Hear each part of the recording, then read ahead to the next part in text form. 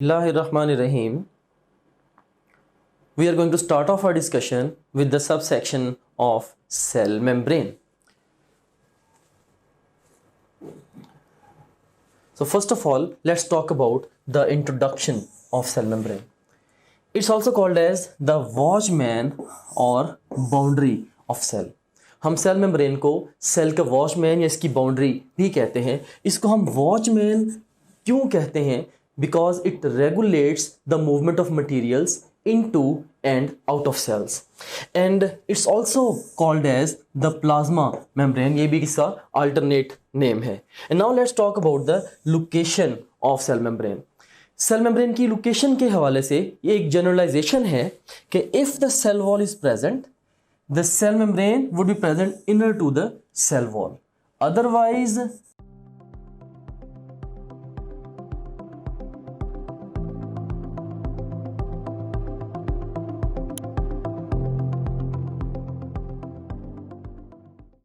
it's the outermost layer. So हमारे पास अब ऐसे सेल्स होते हैं जिनकी सेल वॉल होती है और ऐसे सेल्स भी होते हैं जिनकी सेल वॉल नहीं होते. तो अगर सेल वॉल प्रेजेंट होगी, cell membrane would be located inner to the cell wall, जैसे कि प्लांट सेल्स, फंजाई सेल्स और इवन बैक्टीरियल सेल्स में है. और अगर सेल वॉल एब्सेंट होगी तो cell membrane would be the outermost layer, जैसा कि एनिमल सेल्स के केस में है. Let me explain this to you with the help of a computerized photograph as well. ये हमारे सामने कुछ फोटोग्राफ्स हैं सेल्स की. First of all you got an animal cell.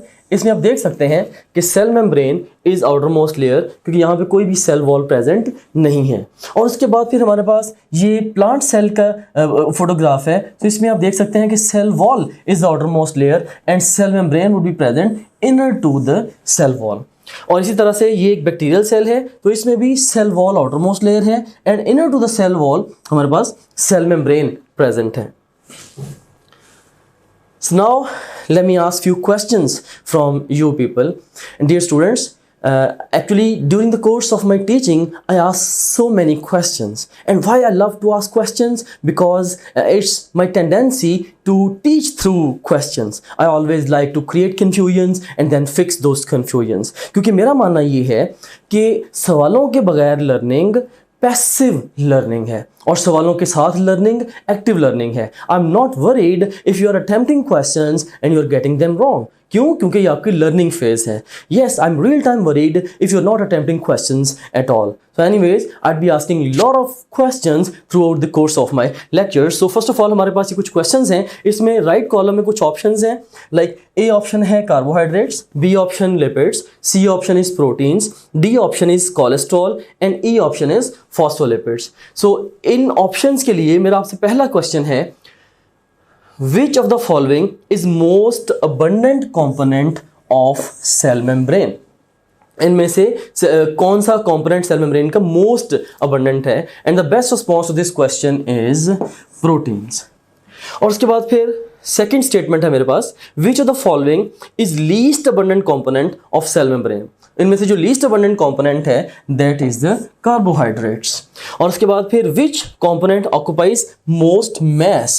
Keyword क्या है? Most mass in the structure of cell membrane. Of course अगर most abundant proteins हैं तो जो सबसे ज्यादा मैस होगा वो भी प्रोटीन्स का होगा. सो इस स्टेटमेंट के लिए भी हमारा बेस्ट रिस्पॉन्स प्रोटीन्स ही है. एंड देन हमारे पास स्टेटमेंट है, which component occupies most area? Keyword क्या है? Most area in the structure of the cell membrane. तो सबसे ज्यादा एरिया जो है वो होगा किसके पास? लिपिड्स के पास. रिमेंबर, लाजमी नहीं है कि अगर किसी चीज़ का मैस ज़्यादा है या वो कोई एंटिटी जैसे कि प्रोटीन सेल मेम्ब्रेन में अगर मोस्ट अबंडेंट है तो इनका सरफेस एरिया भी सबसे ज़्यादा हो. नो, सो सबसे ज़्यादा जो एरिया है that is occupied by the lipids. इसको हम आगे चल के फर्दर डिटेल में भी डिस्कस करेंगे. सो फ्यू मोर क्वेश्चंस कि हमारे पास स्टेटमेंट है, which component occupies most surface area? Most surface area in the structure of cell membrane. So अगर सबसे ज्यादा एरिया लिपिड्स के पास है तो सबसे ज्यादा ऑफ कोर्स सरफेस एरिया भी लिपिड्स के पास ही होगा. So lipids occupy most of the surface area in the structure of cell membrane. Next statement है, which component occupies most volume in the structure of cell membrane? तो सबसे ज़्यादा अगर एरिया लिपिड्स के पास है तो सरफेस एरिया और इवन वॉल्यूम भी लिपिड्स के पास ही होगा. So best response to this question is again beta. And next statement है which component constitutes basic structure. Keyword क्या है? Basic structure of eukaryotic cell membrane. So इनमें से जो बेसिक स्ट्रक्चर है यूकैरियोटिक सेल मेम्ब्रेन का, that is made up of the phospholipids. Maybe अगर phospholipids list पे ना होता मैं लिपिड्स को पिक करता, लेकिन यहाँ पे चूंकि बेस्ट रिस्पॉन्स मेरे पास प्रेजेंट है, सो मैं इसको फॉस्फोलिपिड्स को आंसर करूंगा. एंड देन नेक्स्ट स्टेटमेंट है हमारे पास which component is absent in structure of prokaryotic cell membrane. अब ये एक जनरलाइजेशन है कि प्रोकैरियोटिक सेल मेम्ब्रेन्स में स्टीरोल्स एब्सेंट होते हैं. कोलेस्ट्रॉल स्टीरोल ही की एक एग्जांपल है, और कोलेस्ट्रॉल एक ऐसा स्टीरोल है जो कि यूकैरियोटिक सेल मेम्ब्रेन में काफ़ी अबंडेंटली ये पाया जाता है. सो लेकिन जो स्टीरोल्स हैं ये प्रोकैरियोटिक सेल्स में एब्सेंट हैं, so cholesterol would be absent in the prokaryotic cell membrane. So best response to this statement would be delta. So now let's talk about the chemical composition of cell membrane. So cell membrane, it's comprised of number one proteins. So 60 to 80% cell membrane में proteins होती हैं. Secondly, it's comprised of lipids जो कि 20 to 40% हैं. और third number पे हमारे पास carbohydrates हैं जो कि जस्ट ट्रेसिस में हैं. सो यहीं से हमें पता चला कि प्रोटीन्स ये मोस्ट अबंडेंट कंपोनेंट हैं सेल मेम्ब्रेन का. और इसी तरह से अगर आपसे पूछा जाए कि मोस्ट मैस कौन से कंपोनेंट्स ऑक्यूपाई करते हैं, तो वो भी of course that's occupied by the proteins. और उसके बाद फिर अगर आपसे ये पूछा जाए कि लीस्ट अबंडेंट कंपोनेंट्स कौन से हैं सेल मेम्ब्रेन के, so best response would be carbohydrates. So ये लीस्ट अबंडेंट कंपोनेंट्स हैं. Carbohydrates are least abundant components. जिसमें आप देख सकते हैं कि लिपिड्स 20 to 40% हैं, लेकिन लिपिड्स के बारे में कुछ इंपॉर्टेंट पॉइंट्स हैं जो कि मैं यहाँ पे जनरेट करना चाहूँगा. इसमें first of all lipids they occupy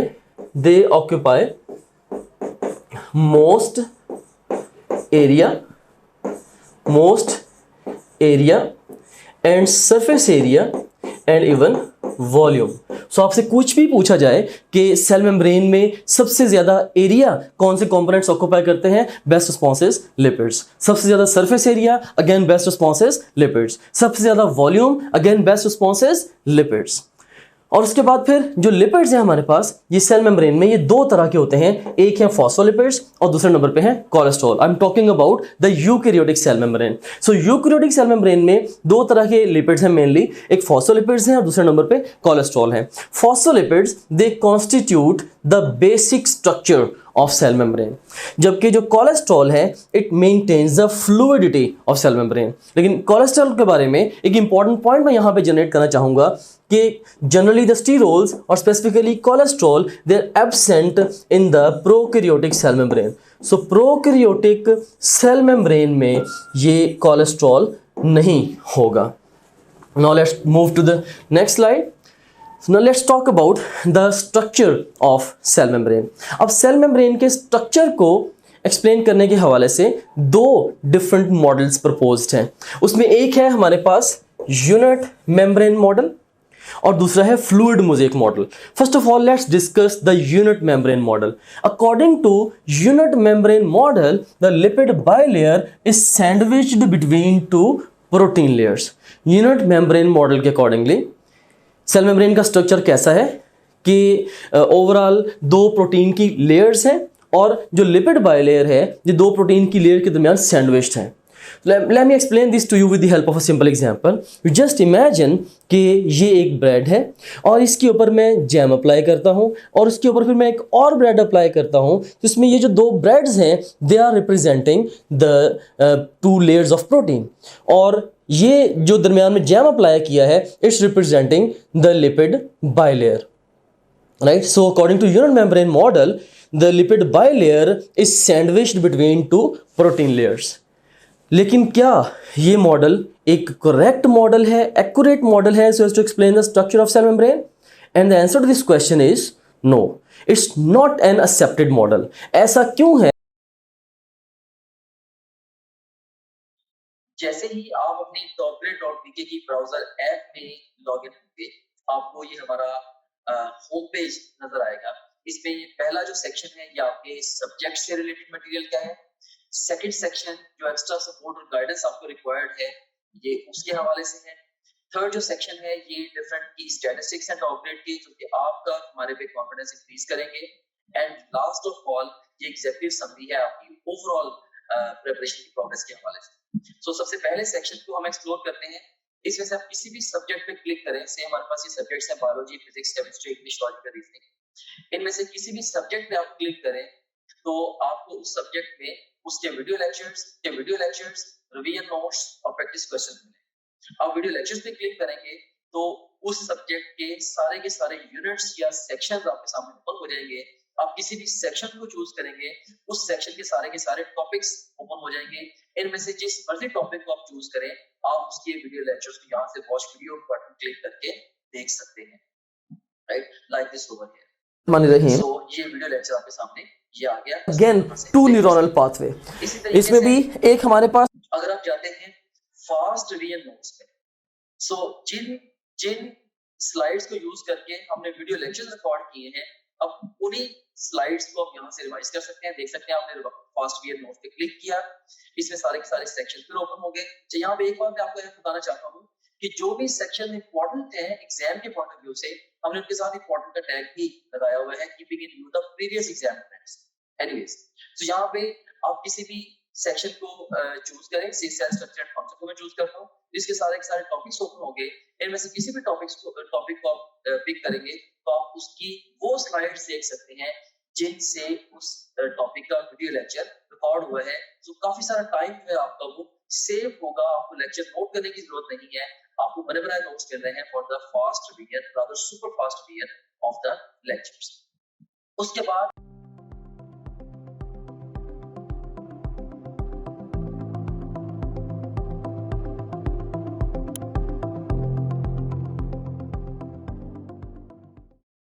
because हम रियल लाइफ में बहुत सारे फंक्शंस सेल मेम्ब्रेन के ऐसे ऑब्जर्व करते हैं जो कि इस मॉडल की बेस पे एक्सप्लेन नहीं किए जा सकते। For example transmission of nerve impulse, जिसमें आइंस की मूवमेंट होती है across the cell membrane. Different ions cell के अंदर एंटर होते हैं या सेल से बाहर निकलते हैं, लेकिन इस ट्रांसमिशन ऑफ नर्व इम्पल्स में जो आइंस की मूवमेंट है अक्रॉस द सेल मेम्ब्रेन, हम इस स्ट्रक्चर के थ्रू एक्सप्लेन नहीं कर सकते। सिमिलरली बहुत सारे प्रोटीन या पेप्टाइड बेस्ड हार्मोन्स ऐसे होते हैं जिनके रिसेप्टर्स सेल मेम्ब्रेन पे प्रेजेंट होते हैं, लेकिन अगर हम इस मॉडल को सही मान लें तो हम उन हार्मोन्स के मैकेनिज्म ऑफ एक्शन को एक्सप्लेन नहीं कर सकते। फॉर एग्जांपल हम इंसुलिन के मैकेनिज्म ऑफ एक्शन को इस मॉडल की बेस पे एक्सप्लेन नहीं कर सकते। That's why it's no more an accepted model. बहरहाल फिर दोबारा इसको मैं रिवाइज करवाता चलूँ आपको इस कंप्यूटराइज फोटोग्राफ के जरिए भी कि हमारे पास ये प्रोटीन लेयर है और ये एक और प्रोटीन लेयर है और दरमियान में ये वाली चाहिए लिपिड बाइलेयर है। So according to this model the lipid bilayer is sandwiched between two protein layers. ये एक प्रोटीन लेयर है और ये दूसरी प्रोटीन लेयर है और हमारे पास ये लिपिड बाइलेयर है। So according to this model the lipid bilayer is sandwiched between two protein layers. And anyways this is no more an accepted model for explaining the structure of cell membrane. Now let's proceed our discussion towards the fluid mosaic model. लेकिन इससे पहले कि हम fluid mosaic model को discuss करें, मैं आपसे question पूछना चाहूँगा। सो स्टेटमेंट है हमारे पास, channels, carriers and receptors in cell membrane are made by A option is peripheral proteins, B option is integral proteins, C option is extrinsic proteins, and D option is integral proteins or extrinsic proteins. The best response to this question is integral proteins. Why so? अब हम आगे चल के इसको discuss करते हैं। Now let's discuss the fluid mosaic model in detail. According to fluid mosaic model, the protein molecules are embedded in the lipid bilayer in a mosaic और random manner. सो इसमें मैं इसको अब एक रियल लाइफ एग्जाम्पल की मदद से explain करना चाहूँगा। Do you remember the one day you had found guest at your home and your mom had sent to you to the bakery so as to buy the fruit cake, and when you were bringing the fruit cake back to your home, you were looking at the fruit cake and you could observe the yellowish crust in that cake, and then you were also able to observe different fruits at the top of that cake. So the yellowish crust in that fruit cake, that was representing the lipid bilayer, and different fruits which were embedded in that yellowish crust, they were representing the proteins. So बिल्कुल ऐसे ही जैसे कि different fruits उस yellowish crust में embedded हैं, cell membrane के structure में डिफरेंट प्रोटीन्स भी लिपिड बायलेयर में रैंडम या मोज़ेक मैनर में एम्बेडेड होती हैं. So you can seen here, इस कंप्यूटराइज फोटोग्राफ के जरिए मैं इसको एक्सप्लेन करता हूँ. सो हमारे पास ये एक लिपिड बायलेयर है और आप देख सकते हैं कि इस लिपिड बायलेयर में डिफरेंट प्रोटीन्स एम्बेडेड हैं इन अ रैंडम और द मोज़ेक मैनर. तो ये हमारे पास एक और हैंड मेड डायग्राम है. So to explain the fluid mosaic model. इसमें हम देख सकते हैं कि we have got the phospholipid bilayer, या ये लिपिड बायलेयर है हमारे पास. This is the lipid bilayer, और इस लिपिड बायलेयर में डिफरेंट प्रोटीन्स एम्बेडेड हैं इन अ रैंडम और मोज़ेक मैनर. इसमें आप देख सकते हैं कि कुछ प्रोटीन्स ऐसी हैं जो कि जस्ट पेरिफेरली अटैच्ड हैं on the surface of the lipid bilayer. हम इन प्रोटीन्स को पेरिफेरल प्रोटीन्स कहते हैं. और उसके बाद फिर कुछ प्रोटीन्स ऐसी हैं जो कि through and through cell membrane के स्ट्रक्चर को क्रॉस कर रही हैं. हम इनको इंटेग्रल या इंट्रिंसिक प्रोटीन्स भी कहते हैं. Okay, forget about this stuff. Let me tell you another story. You remember that when you had found guests at your home and you were coming back to your home with the cake in your hand, and you were looking at the cake and you felt like eating the fruit from the top of the cake. So you picked a fruit up, you ate that, and you fetched the cake to your mom. She never knew what you have done, and you presented the cake to the guest. Nothing happened. And then on another time, when you were bringing the cake back to your home and you felt like eating the fruit, you tried to pick up a fruit, but that fruit was going deep into the structure of the cake. So when you tried to pick that fruit up, it broke the cake, and when you fetched that broken cake to your mom, you received a slap from your mom and clap from brothers and sisters, right? So dear students, इसमें अब वो fruit जो कि आपने pick किया था लेकिन उससे केक ब्रेक नहीं हुआ था, वो फ्रूट उसके ऊपर पेरिफेरली अटैच था, राइट? येलोइश क्रस्ट पे पेरिफेरली अटैच था. और इसी तरह से अब वो फ्रूट जिसको आपने पिक किया और उससे केक का स्ट्रक्चर ब्रेक हो गया था, वो बेसिकली उस येलोइश क्रस्ट में वो थ्रू एंड थ्रू जा रहा था. सो सिमिलरली सेल मेम्ब्रेन में भी अब लिपिड बायलेयर के ऊपर ऐसी प्रोटीन्स हैं जिनको आप डिटैच कर सकते हैं बगैर सेल मेम्ब्रेन का स्ट्रक्चर डिस्टर्ब किए. हम उन प्रोटीन्स को कहेंगे कि ये पेरिफेरल प्रोटीन्स हैं. और फिर ऐसी प्रोटीन्स भी हैं जिनको हम सेल मेम्ब्रेन का स्ट्रक्चर डिस्टर्ब किए बगैर हम सेपरेट आउट नहीं कर सकते. हम इनको इंटेग्रल प्रोटीन्स कहते हैं. So let me explain the proteins to you people. So जो प्रोटीन्स हैं या सेल मेम्ब्रेन में जो प्रोटीन्स हैं, on the basis of whether they can be separated without disrupting the cell membrane structure और not, हम इनको दो कैटेगरीज में डिवाइड करते हैं. अगर तो हम प्रोटीन्स को सेल मेम्ब्रेन का स्ट्रक्चर डिस्टर्ब किए बगैर सेपरेट आउट कर सकते हैं, इन प्रोटीन्स को हम पेरिफेरल प्रोटीन्स कहते हैं या एक्सट्रिंसिक प्रोटीन्स भी कहते हैं. और अगर हम प्रोटीन्स को सेल मेम्ब्रेन का स्ट्रक्चर डिस्टर्ब किए बगैर सेपरेट आउट ना कर सकें, हम ऐसी प्रोटीन्स को इंटेग्रल या इंट्रिंसिक प्रोटीन्स भी कहते हैं. अब जो इंटेग्रल या इंट्रिंसिक प्रोटीन्स हैं, इंटर्न इसकी ये कई तरह की होती हैं. फॉर एग्जांपल जैसे ये आयन चैनल्स हैं, जैसे sodium channel, potassium channel, right? Ion channels are examples of the integral proteins. इसी तरह से जो डिफरेंट प्रोटीन कैरियर्स हैं, फॉर एग्जांपल जैसे ग्लूकोज का कैरियर है मे बी लिवर सेल के ऊपर, right? So carriers are also examples of the integral proteins. Similarly जो डिफरेंट रिसेप्टर्स हैं, फॉर एग्जांपल जो प्रोटीन या पेप्टाइड बेस्ड हार्मोन्स हैं, से ग्रोथ हार्मोन है या इंसुलिन है, राइट? उनके जो रिसेप्टर्स हैं जो कि सेल मेम्ब्रेन पर प्रेजेंट हैं, they are also examples of the integral और the intrinsic proteins.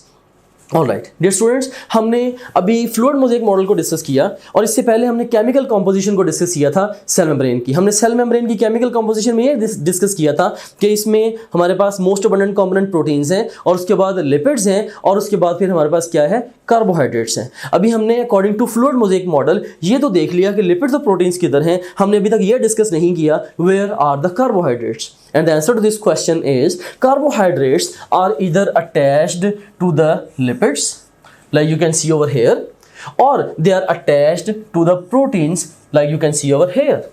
So carbohydrates lipids या proteins के साथ attach होते हैं और collectively ये glycocalyx constitute कर रहे होते हैं. So let's move to the next slide. So ये आप देख सकते हैं डिफरेंट इंट्रिंसिक या इंटेग्रल प्रोटीन्स हैं जो कि सेल मेम्ब्रेन में वो थ्रू एंड थ्रू उसको क्रॉस कर रही हैं. सो इसमें आप देख सकते हैं जैसे ये लिपिड बाइलेयर है हमारे पास, और ये एक इंटेग्रल प्रोटीन है जो कि ये एक आयन चैनल है, मे बी एक सोडियम चैनल है या पोटेशियम चैनल है. So ion channels they are integral proteins. So इसी तरह से इसमें आयन चैनल्स में से गुजर के कोई आयन सेल मेम्ब्रेन को क्रॉस कर सकता है. जबकि कैरियर में और आयन चैनल में फ़र्क क्या होता है कि कैरियर में से गुजरता नहीं है, कैरियर जस्ट फैसिलिटेट करता है किसी भी सब्सटेंस की ट्रांसपोर्ट को क्रॉस द सेल मेम्ब्रेन. तो हमारे पास अगेन ये लिपिड बाइलेयर है, इसमें हमारे पास ये कैरियर है. सो कैरियर ओवरऑल फैसिलिटेट कर रहा है किसी भी सब्सटेंस की मूवमेंट को थ्रू द सेल मेम्ब्रेन. और उसके बाद भी थर्ड नंबर पे हमारे पास रिसेप्टर्स हैं, जैसे कि ये अब देखेंगे लिपिड बाइलेयर है और यहाँ पे हमारे पास ये एक रिसेप्टर है किसी भी प्रोटीन या पेप्टाइड बेस्ड हार्मोन का. मे बी ये कोई हार्मोन है, राइट. सो ये कोई हार्मोन है, तो हार्मोन जब आके अपने इस रिसेप्टर के साथ बाइंड करेगा तो सेल के अंदर बहुत सारी चेंजेस आएंगी. सो जो रिसेप्टर्स हैं, रिसेप्टर्स ऑफ प्रोटीन और peptide based hormones mostly, right, they are also examples of the integral और द इंट्रिंसिक प्रोटीन्स. तो अब हम एक कंप्यूटराइज फोटोग्राफ के जरिए अगेन फ्लूइड मोज़ेक मॉडल को ज़रा फर्दर डिटेल से डिस्कस करते हैं. So let me explain it to you. So you just imagine कि हमारे पास ये है cell membrane, this is the cell membrane, और इससे इस तरफ को हमारे पास है जी इंट्रासेलुलर फ्लूइड, और इस सेल मेम्ब्रेन से बाहर की तरफ हमारे पास है एक्स्ट्रा सेलुलर फ्लूइड. हमारे पास एक्स्ट्रा सेलुलर फ्लूइड है, और इसमें आप देख सकते हैं कि सेल मेम्ब्रेन का जो बेसिक स्ट्रक्चर है ये किस चीज़ से बना हुआ है. ये बना हुआ है इस फॉस्फोलिपिड बाइलेयर से, राइट, या लिपिड बाइलेयर से. So phospholipids they are you can see constituting the basic structure of cell membrane. और उसके बाद फिर इसके साथ ये आप देख सकते हैं डिफरेंट कोलेस्ट्रॉल के मायोटीज भी एसोसिएटेड हैं फॉस्फोलिपिड बाइलेयर के साथ. और फिर इसमें आप ये भी देख सकते हैं कि डिफरेंट प्रोटीन्स एम्बेडेड हैं इन the lipid bilayer in a mosaic और रैंडम मैनर. ये जो पर्पल कलर की आपको नजर आ रही हैं, like these are all different proteins which are embedded in the lipid bilayer in a mosaic और रैंडम मैनर. और उसके बाद फिर अब हम कार्बोहाइड्रेट्स को भी देखते हैं. तो you can see in here कि कार्बोहाइड्रेट्स या तो ये लिपिड्स के साथ अटैच्ड है या कार्बोहाइड्रेट्स ये प्रोटीन्स के साथ अटैच्ड हैं, और collectively they are constituting the glycocalyx around the cell. So this is the fluid mosaic model. Now let's start off our discussion with the functions of cell membrane, and once again I would like to start my discussion with few questions. So हमारे पास पहला question है, cell membrane is A option is partially permeable, B option is selectively permeable, C option is differentially permeable, D option is semi-permeable, E option is partially permeable or semi-permeable, and F option is selectively permeable or differentially permeable. अब ये जो different comparable words हैं जो कि आपने time and again study किए हैं regarding telling the permeability of cell membrane, अब हम one by one सारे words को analyze करते हैं कि कौन से words appropriate हैं for telling the permeability of cell membrane. याद रखिएगा कि cell membrane क्या था, वॉचमैन ऑफ द सेल, और जो वॉचमैन है ये इसका एक स्पेसिफिक पर्टिकुलर रोल होगा, लाइक इसका रोल भी वॉचमैन के जैसा होगा. हम इसको एनालाइज थोड़ा सा करते हैं. Partially permeable, you seen here कि पार्शली परमिएबल ये रॉन्ग वर्डिंग है for telling the permeability of cell membrane. आपने कभी देखा है कि आप अपने कॉलेज में पढ़ने के लिए जाते हैं और बाहर जो चौकीदार है वो आपको इसलिए रोक दे कि आप मोटे हैं, आप स्कूल में एंटर नहीं हो सकते, right? Never, watchman never does that, right? So partial permeable का ये तो मतलब ये हुआ कि सेल मेम्ब्रेन जो है ये सिर्फ साइज की बेस पे मटेरियल्स को सेल्स के अंदर एंटर होने देगी या सेल से बाहर निकलने देगी, and that's wrong, right? So conceptually ये रॉन्ग है. This is not the appropriate wording for telling permeability of cell membrane. Second number पे हमारे पास है सिलेक्टिवली परमिएबल. यस, ये राइट वर्डिंग है for telling permeability of cell membrane, क्योंकि ये वॉचमैन की तरह सिलेक्टिवली चीज़ों को अपने अंदर से गुजरने देती है.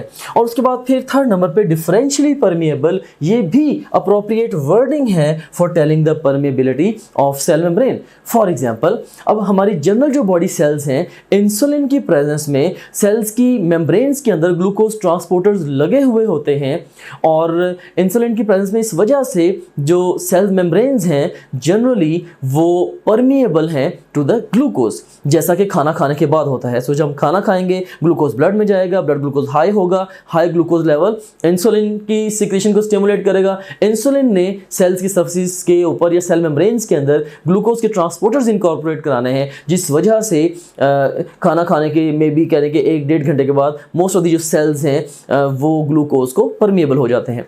और उसके बाद अगर आप फास्टिंग स्टेट में हो आफ्टर सेवरल आवर्स, जब आपके ब्लड में ग्लूकोज का लेवल लो हो जाएगा तो इंसुलिन का लेवल भी लो होगा, और and in the absence of insulin और in the presence of low levels of insulin, जो सेल मेम्ब्रेन्स हैं उनके ऊपर जो ट्रांसपोर्टर्स होंगे ग्लूकोज के वो नहीं होंगे, और वही सेल मेम्ब्रेन जो कि खाना खाने के बाद ग्लूकोज को परमिएबल थी, अब वही ग्लूकोज को इम्परमिएबल है। सो ये इसका डिफरेंशियल बिहेवियर है अंडर डिफरेंट कंडीशंस, या सादा लफ्जों में आप कह सकते हैं कि इंसुलिन की प्रेजेंस में वही सेल मेम्ब्रेन ग्लूकोज को परमिएबल है, और इंसुलिन की एब्सेंस में वही सेल मेम्ब्रेन ग्लूकोज को इम्परमिएबल है। सो ये इसका डिफरेंशियल बिहेवियर है। ये बेस्ट वर्डिंग है probably for telling the permeability of the cell membrane. और उसके बाद भी सेमी परमिएबल का भी सेम आइडिया है जो कि पार्शली परमिएबल का है। सो ये भी रॉन्ग वर्डिंग है। सो पार्शली परमिएबल और सेमी परमिएबल ये दोनों जो कि हम डिस्कस कर चुके हैं ऑलरेडी, सो ये भी रॉन्ग वर्डिंग है। सो इस पर्टिकुलर क्वेश्चन के लिए जो आपका बेस्ट रिस्पॉन्स होना चाहिए दैट शुड बी एफ। हाँ, यहाँ पे एक बात मैं आपको और बताता चलूँ कि रियल एग्जाम में कभी भी 4 से ज़्यादा ऑप्शंस नहीं आते हैं, राइट। एंट्रेंस टेस्ट में most of the times, right, 4 options आते हैं।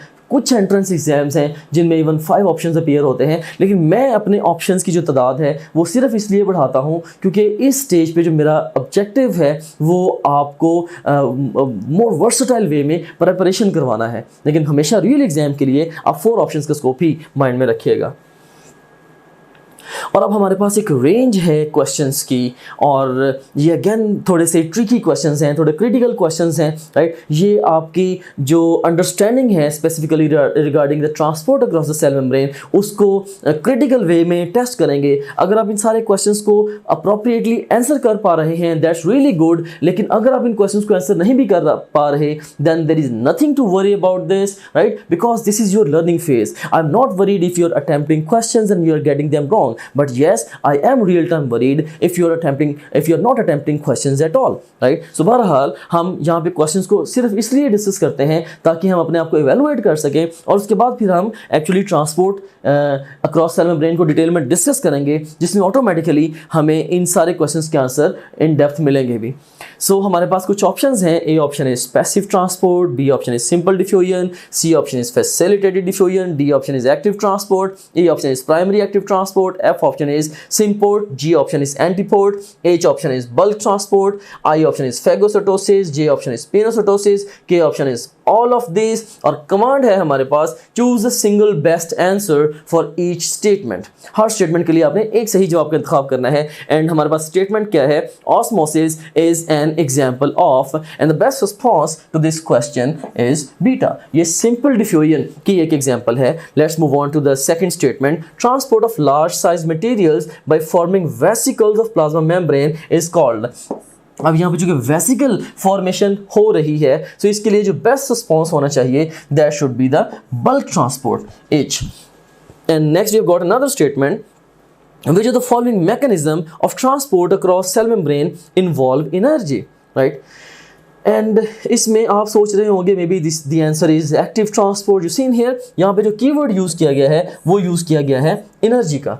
याद रखना कोई भी ट्रांसपोर्ट एनर्जी के बगैर नहीं होती। इवन डिफ्यूजन के लिए, सिंपल डिफ्यूजन के लिए एनर्जी चाहिए। ये अलग बात है कि वो एनर्जी एटीपी की फॉर्म में नहीं होगी, बल्कि मॉलिक्यूल्स ही की काइनेटिक एनर्जी वहाँ पे कंज्यूम हो रही है, right, for transport across the cell membrane. लेकिन कोई भी ट्रांसपोर्ट ऐसी हो ही नहीं सकती जिसमें एनर्जी यूज ना हो। सो इसके लिए जो बेस्ट रिस्पॉन्स होगा that would be all of this. हाँ, अगर आपसे ये पूछा जाता कि ऐसी कौन सी ट्रांसपोर्ट है जिसमें एनर्जी एटीपी की फॉर्म में यूज होती है, फिर आपका आंसर जो है वो एक्टिव ट्रांसपोर्ट होता। नेक्स्ट क्वेश्चन है हमारे पास, the mechanism of transport in which protein indirectly, keyword क्या है, protein indirectly utilize ATP and uphill movement of substances take place in the same direction. So दूसरा कीवर्ड है सेम डायरेक्शन, राइट। सो एक तो indirectly ATP use कर रही है वो प्रोटीन जो ट्रांसपोर्ट कैरी आउट कर रही है, और सेकेंडली जो ट्रांसपोर्ट हो रही है वो भी सेम डायरेक्शन में रही है। सो ये बेस्ट डेफिनेशन है for telling the symport. So best response to this question is symport. इसको हम आगे चल के एक फ्लो शीट में डिस्कस भी करेंगे। Let's move on to next range of questions, options हमारे पास सेम है और ये से स्टेटमेंट है movement of particles from an area of low concentration to an area of high concentration with the utilization of ATP. देखिए low to high movement है और इसमें एटीपी भी यूटिलाइज हो रही है। सो ये करेक्टरिस्टिक डेफिनेशन है किसकी? एक्टिव ट्रांसपोर्ट की। So best response to this question is active transport. Primary active transport इसको इसलिए आंसर नहीं किया क्योंकि यहाँ पे ये स्पेसिफाई नहीं किया गया कि एटीपी जिस प्रोटीन ने ट्रांसपोर्ट किया। हमारा जो मोस्ट इम्पोर्टेंट फीचर है या टीचिंग टूल है that is our question bank. So अगर हम प्रैक्टिस क्वेश्चंस पे जाते हैं तो इसमें हम देखें कि आप डिफरेंट डिफरेंट तरीके से टेस्ट दे सकते हैं। सो आप जैसे मर्जी माइंड में डिफाइन कर लें कि आपने किसी एक टॉपिक का टेस्ट देना है या एक चैप्टर का, एक यूनिट का, क्वार्टर सिलेबस का, हाफ सिलेबस का, फुल सिलेबस का, जो मर्जी सिलेबस आप डिफाइन कर लें, उस डिफाइंड सिलेबस में से 20 तरीकों से आप टेस्ट दे सकते हैं। कैसे? जैसे जो भी सिलेबस आपके माइंड में डिफाइंड है, आप चाहें तो उस सिलेबस के हमारे पास जो अवेलेबल ऑल क्वेश्चन उनका टेस्ट दे सकते हैं, या जो आपने टॉपलेट.टीके पे आप प्रैक्टिस करते रहे हैं तो आप चाहते हैं कि आपने दोबारा may be second third time आप टेस्ट दे रहे हैं, आप चाहते हैं कि मेरे पास सिर्फ और सिर्फ उस सिलेबस के अनसीन क्वेश्चन का टेस्ट आए, आप वो भी दे सकते हैं।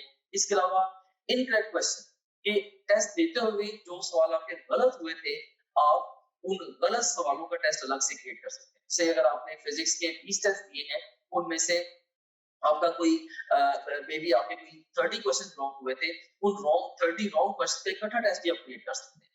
और इसी तरीके से जो जिन क्वेश्चन को आपने टेस्ट के दौरान बुकमार्क किया है उनका टेस्ट कॉल कर सकते हैं, जो टेस्ट आपने अटेम्प्ट किए थे क्वेश्चन उनका टेस्ट कॉल कर सकते हैं, अनअटेम्प्टेड का, और इवन यानी कि टेस्ट देते हुए आपने जिनको अटेम्प्ट किया था और टेस्ट देते हुए जिनको आपने अटेम्प्ट नहीं किया था, ये अनसीन से डिफरेंट है। अनसीन का तो मतलब ये है कि वो टेस्ट में कभी आए नहीं आप। इसके अलावा आप देख सकते हैं कि इवन पास्ट क्वेश्चन का बहुत बड़ा पूल यहाँ पे मौजूद है। अगर हम गौर करें, देखेंगे ई कैट के, नम्स के, NMDCAT, AKU, MDCAT Punjab के और ईटा केपीके के, ये इवन जो पीएमसी के जो सैंपल पेपर्स हैं उनके टॉपिक वाइज पास्ट क्वेश्चन देखिए यहाँ पे मौजूद है ओवरऑल। अब किसी भी टैब पे क्लिक करें, सारे के सारे एक्चुअल पास्ट क्वेश्चन है वो आ जाएंगे। ऑफ कोर्स ये सारे के सारा बड़ा इंपॉर्टेंट टूल है क्योंकि पूरे पाकिस्तान से बड़े मेन एग्जामिनर्स ने, बड़े सीनियर एग्जामिनर्स ने ये डेवलप किया होगा। एनीवेज, इसमें से किसी भी आप टॉपिक को चूज करें, से मैं यहाँ पे सारे टैग्स को चूज कर लेता हूँ तो हमारे पास ये सारे के सारे टॉपिक्स आ गए। इनमें से किसी एक टॉपिक को मैं चूज करूँ या एक सेक्शन को, या मैं मल्टीपल सेक्शन को चूज करूँ, तो मैं उसका टेस्ट दे सकता हूँ। से मैंने 2 सेक्शन चूज किए, इसमें से सेम है कार्बोहाइड्रेट्स और प्रोटीन्स, इनका टेस्ट देना चाहता हूँ, या ओवरऑल मैं सारे सेक्शन का टेस्ट देना चाहता हूँ वो मैं दे सकता हूँ। या मैं डिफाइन करूंगा मे बी जी मैंने 50 एमसीक्यूज का टेस्ट देना है, तो ये 50 एमसीक्यूज का टेस्ट आपके सामने ये क्रिएट हो गया। सो ये आपके सामने आ गई है जी टेस्ट की स्क्रीन, जिसमें आप देख सकते हैं कि ये ईटा केमिकल का पास्ट क्वेश्चन है, ये स्टेटमेंट है, ये ऑप्शंस हैं, इसमें ओवरऑल ये देखिए कि इसमें अगर आपने क्लिक किया तो आपका ये करेक्ट आंसर भी सामने आ गया। अगर आप इसकी एक्सप्लेनेशन देखनी है तो वो भी आप देख सकते हैं। इसके अलावा ये क्वेश्चन वेरीफाइड है बाय आवर टीम, इसको अगर आप चाहें बुकमार्क कर सकते हैं। इस क्वेश्चन से रिलेटेड डिफरेंट स्टैट्स यहाँ पे आ रहे हैं वगैरह वगैरह। यहाँ से आप नेक्स्ट क्वेश्चन पे जा सकते हैं, जरूरत पड़े तो आप यहाँ से प्रीवियस क्वेश्चन पे जा सकते हैं, और फिर अल्टीमेटली जब आप चाहें आप टेस्ट को फिनिश करके इवन रिजल्ट को भी व्यू कर सकते हैं।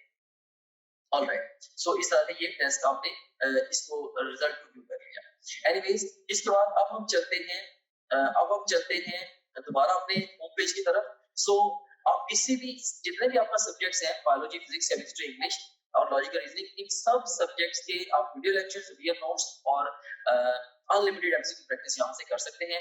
जितने भी आप प्रीवियस टेस्ट जो भी टेस्ट आपने दिए होंगे, अगर आप प्रीवियस टेस्ट पे क्लिक करेंगे वो सारे टेस्ट आपके यहाँ पे आ रहे होंगे। इसके अलावा जो आपकी जो ओवरऑल प्रोग्रेस है उसकी जो डिटेल है वो सारी की सारी यहाँ पे आ रही है। डिफरेंट सब्जेक्ट में आप कैसे जा रहे हैं, डिफरेंट सब्जेक्ट्स में, डिफरेंट चैप्टर्स में और डिफरेंट टॉपिक्स में आप कैसे जा रहे हैं, वो सारी की सारी डिटेल यहाँ पे आ रही है। इसके अलावा फुल लेंथ पेपर्स हैं जो कि जस्ट लाइक रियल एग्जाम है। यहाँ से किसी भी फुल लेंथ पेपर को किसी भी टाइम पे लॉन्च कर सकते हैं अपनी तरीके शुरू में या इवन मिड सेशन में जाके नियर द एग्जाम आप इन एफएफएस को जब चाहे आप अटेम्प्ट कर सकते हैं। उसके बाद फिर सपोर्ट मटेरियल है, इसमें इनको वीडियो रिव्यूज हैं, डिफरेंट जो स्टूडेंट्स हैं जिन्होंने टॉप ग्रेड से पढ़ा वो आपको गाइड कर रहे हैं हमारे सिस्टम के हवाले से भी, ओवरऑल तैयारी के हवाले से भी आप उन बच्चों से गाइडेंस ले सकते हैं। इसके अलावा हमारे टेस्टिमोनियल्स हैं जो पूरे पाकिस्तान में हजारों स्टूडेंट्स हमसे पढ़ रहे हैं, वो हमारे बारे में क्या कहते हैं उसकी डिटेल यहाँ पे आप देख सकते हैं। इसके अलावा सिलेबस यहाँ पे गिवन है। अगर आप कंटेंट देखना चाह रहे हैं हमारे कोर्स का, वो सारे के सारे यहाँ पे ओवरऑल जब विजिबल है।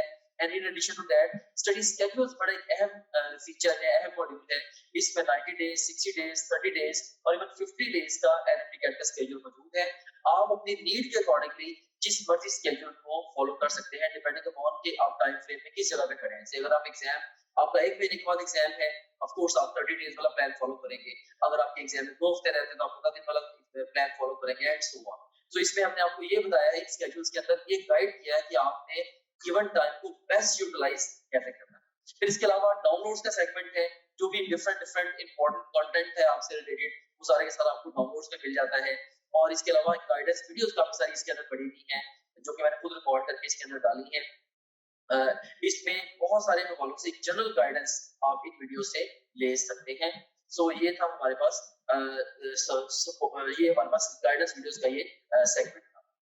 ओके, सो दिस वाज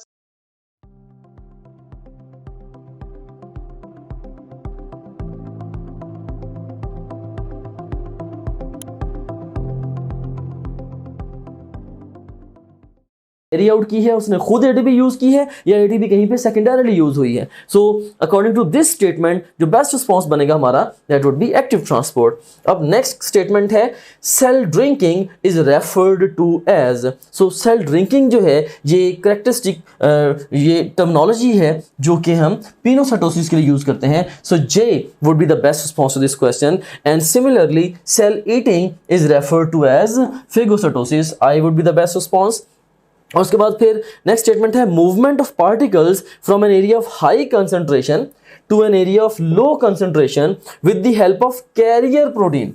अब देखिए movement from high to low है, जब भी movement from high concentration to low concentration होगी it has to be passive transport, right. ये पैसिव ट्रांसपोर्ट ही है, हाँ, लेकिन यहाँ पे कैरियर प्रोटीन इन्वॉल्व हो गई। सो अगर कैरियर प्रोटीन इन्वॉल्व हो गई है तो इसका मतलब ये होगा कि it has to be the facilitated diffusion, right. Simple diffusion तब होती जब ट्रांसपोर्ट है from high to low concentration लेकिन there is no protein involvement. लेकिन हाई टू लो ट्रांसपोर्ट है और साथ प्रोटीन की इन्वॉल्वमेंट आ गई, अब फैसिलिटेटेड डिफ्यूजन जो है ये बेस्ट रिस्पॉन्स है। इसको भी आगे चल के हम फ्लो शीट में डिस्कस करते हैं। सिमिलरली हमारे पास क्वेश्चन है sodium potassium pump is an example of. आपने नर्व इंपल्स के टॉपिक में सोडियम पोटेशियम पंप का रोल पढ़ा होगा, तो सोडियम पोटेशियम पंप जो है ये किसकी एग्जाम्पल है? The best response to this question is primary active transport, right. क्यों? क्योंकि सोडियम पोटेशियम पंप के अपने पास एटीपीएज एक्टिविटी है। सो इसका मतलब ये हुआ कि ये पंप खुद ही एटीपी को ब्रेक करके उससे रिलीज एनर्जी को यूज करता है। सो प्राइमरीली चूंकि ये खुद एनर्जी यूज कर रहा है तो लिहाजा ये प्राइमरी एक्टिव ट्रांसपोर्ट है। मे बी अगर प्राइमरी एक्टिव ट्रांसपोर्ट का ऑप्शन लिस्ट में ना होता फिर मैं एक्टिव ट्रांसपोर्ट पिक करता, क्योंकि वो सेकेंड बेस्ट आंसर है to this particular statement. So best response over here is primary active transport. Now, so let's talk about the functions of the cell membrane. अभी तक मैंने just आपसे questions पूछे हैं so as to create confusions, and now let's try understanding the transport across cell membrane and let me help you to fix all those confusions which I have generated in your mind through the token of my questions. So हमारे पास जो पहला important function है वो क्या है? Cellular transport. Cell membrane of course it plays vital role in the cellular transport। और आप देख सकते हैं कि ये एक differentially या selectively permeable membrane है, right. So cell membrane is differentially और सिलेक्टिवली परमेबल मेम्ब्रेन, और ये डिफरेंट सब्सटेंसेस को अपने अंदर से पास करना ये अलाउ करती है। सो ऑफ कोर्स जिस भी सब्सटेंस के लिए मैकेनिज्म्स एग्जिस्ट करते होंगे सेल मेम्ब्रेन में, उस सब्सटेंस को ये अपने अंदर से पास करने देगी, अदरवाइज उसको अपने अंदर से पास नहीं करने देगी, राइट। हम इन दोनों वर्ड्स को ऑलरेडी भी डिस्कस कर चुके हैं कि डिफरेंशियली से मुराद क्या है कि it behaves differently under different conditions. जैसे इंसुलिन की प्रेजेंस में ग्लूकोज को परमेबल, इंसुलिन की एब्सेंस में सेल मेम्ब्रेन ग्लूकोज को इम्परमेबल। और सिलेक्टिवली परमेबल से क्या मुराद है कि सिलेक्टिव सब्सटेंसेस को अपने अंदर से गुजरने देगी जिसके लिए पर्टिकुलरली मैकेनिज्म्स एग्जिस्ट करते हैं सेल मेम्ब्रेन के पास, या मे बी वो सब्सटेंस जो लिपिड सॉल्युबल है वो लिपिड लेयर में से स्ट्रेट अवे खुद ही क्रॉस करके वो ट्रांसपोर्ट हो सकती है अक्रॉस द सेल मेम्ब्रेन।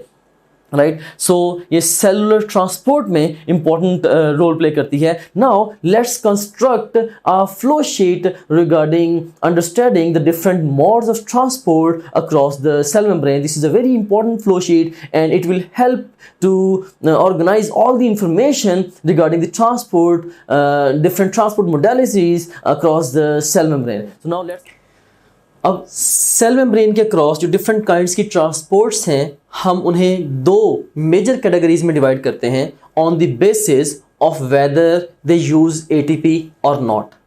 अब वो ट्रांसपोर्ट मोडेलिटीज जो कि एटीपी को यूटिलाइज नहीं करती, they all come under the heading of the passive transport. और वो ट्रांसपोर्ट मोडेलिटीज जो कि एटीपी को यूटिलाइज करेंगी, they all come under the heading of the active transport.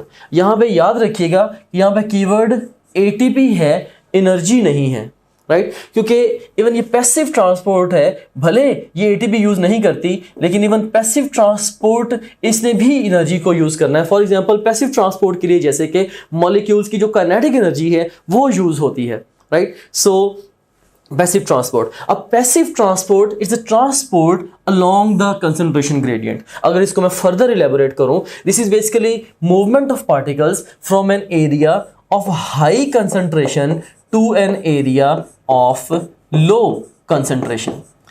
या इसको मैं downhill movement of substances भी कह सकता हूं, downhill movement of substances, या इसको मैं downstream movement of substances भी कह सकता हूं, down stream movement of substances, right. So high to low concentration की तरफ movement, या downhill या downstream movement of substances, या along the concentration gradient, they all actually mean the same. अब जो पैसिव ट्रांसपोर्ट है, फर्दर हम इसको दो मेजर कैटेगरीज में डिवाइड करते हैं on the basis of whether carrier protein involve है या नहीं है. अब वो पैसिव ट्रांसपोर्ट जिसमें कैरियर प्रोटीन इन्वॉल्व नहीं होगी, हम इसको कहते हैं this is the simple diffusion. For example जो एक्सचेंज ऑफ गैसेस है in lungs, exchange of the oxygen and carbon dioxide at the level of lungs, this is example of the simple diffusion. और उसके बाद फिर वो passive transport जिसमें carrier protein involve होती है, हम उसको फैसिलिटेटेड डिफ्यूजन कहते हैं, राइट. अब फैसिलिटेटेड डिफ्यूजन की जो एग्जांपल है, that is a transport of glucose, transport of glucose in the presence of insulin. Insulin की मौजूदगी में ग्लूकोज का लिवर सेल्स या मसल सेल्स में एंटर होना, तो ये फैसिलिटेटेड डिफ्यूजन की एक एग्जांपल है. और उसके बाद अब हम डिस्कस करते हैं एक्टिव ट्रांसपोर्ट को. अब एक्टिव ट्रांसपोर्ट ये ट्रांसपोर्ट है अगेंस्ट द कंसंट्रेशन ग्रेडियंट. इसका ये मतलब भी है कि ये मूवमेंट ऑफ पार्टिकल्स है from an area of low concentration to an area of high concentration with the utilization of ATP. या इसको हम uphill movement of substances भी कहते हैं, या हम इसको अपस्ट्रीम मूवमेंट ऑफ सब्सटेंसेस भी कहते हैं. They all actually mean the same. अब जो एक्टिव ट्रांसपोर्ट है, इन टर्न एक्टिव ट्रांसपोर्ट को हम थ्री मेजर कैटेगरीज में डिवाइड करते हैं. First of all we have got the primary active transport, जिसमें जो प्रोटीन इन्वॉल्व है ट्रांसपोर्ट में वो खुद से ही एटीपी यूटिलाइज कर रही है. इसकी एक बड़ी एग्जांपल सोडियम पोटेशियम पंप है, जिसको हम नर्व इंपल्स के टॉपिक में डिटेल से स्टडी करेंगे. और उसके बाद फिर हमारे पास सेकेंडरी एक्टिव ट्रांसपोर्ट है, जिसमें प्रोटीन इनडायरेक्टली एटीपी को यूटिलाइज करेगी. यानी कि जो प्रोटीन ट्रांसपोर्ट कैरी आउट कर रही है वो नहीं, बल्कि जो ट्रांसपोर्ट जो कैरी आउट कर रही है उसकी बजाय कोई और प्रोटीन एटीपी यूटिलाइज करेगी. सो जो प्रोटीन इनडायरेक्टली एटीपी को यूटिलाइज करेगी. अब जो सेकेंडरी एक्टिव ट्रांसपोर्ट है, इसकी फर्दर दो कैटेगरीज हैं. एक है सिम्पोर्ट, या इसको हम को ट्रांसपोर्ट भी कहते हैं, जिसमें दो सब्सटेंसेस हैं, they move in the same direction. और दूसरा नंबर पे हमारे पास है एंटीपोर्ट, जिसको हम काउंटर ट्रांसपोर्ट भी कहते हैं, जिसमें दो सब्सटेंसेस ऑपोजिट डायरेक्शन में मूव करती हैं. अब सिम्पोर्ट की एग्जांपल जो है वो सोडियम ग्लूकोज की को ट्रांसपोर्ट है in the intestine. So intestine में सोडियम और ग्लूकोज ये इकट्ठे एब्जॉर्ब होते हैं with the help of a symporter there, right. So symport sodium glucose को ट्रांसपोर्ट, ये इसकी सेकेंडरी एक्टिव ट्रांसपोर्ट की ही एक एग्जांपल है इन अ सेंस, राइट। उसके बाद फिर नेक्स्ट हमारे पास ये एंटीपोर्ट है। एंटीपोर्ट की एग्जांपल क्या है? जैसे सोडियम कैल्शियम एंटीपोर्ट हार्ट के मसल सेल्स के अंदर, वो ओवरऑल इसकी सोडियम कैल्शियम एक्सचेंजर जो है ये हार्ट के मसल्स में, ये इसकी एंटीपोर्ट की एग्जांपल है। इनको हम आगे चल के एक फोटोग्राफ की मदद से भी डिटेल से अंडरस्टैंड करेंगे। और उसके बाद नेक्स्ट हमारे पास है जी अगली कैटेगरी एक्सो या एंडोसाइटोसिस। अब ये बेसिकली इसको हम कई दफ़ा बल्क ट्रांसपोर्ट भी कह देते हैं। अब जो लार्ज साइज मटेरियल्स हैं जो कि डायरेक्टली लिपिड बाइलेयर में से भी क्रॉस नहीं कर सकते, कि ओवरऑल किसी कैरियर प्रोटीन को यूटिलाइज करके भी क्रॉस नहीं कर सकते सेल मेम्ब्रेन को, या इवन एनर्जी के इनपुट के साथ भी डायरेक्टली वो क्रॉस नहीं कर सकते, तो फिर वो जो है वो मेम्ब्रेन के वेसिकल्स बनाते हुए सेल मेम्ब्रेन को क्रॉस करते हैं। तो इसको हम बल्क ट्रांसपोर्ट भी कह देते हैं। So this is the bulk transport, right. अब बल्क ट्रांसपोर्ट के आगे फर्दर दो कैटेगरीज हैं।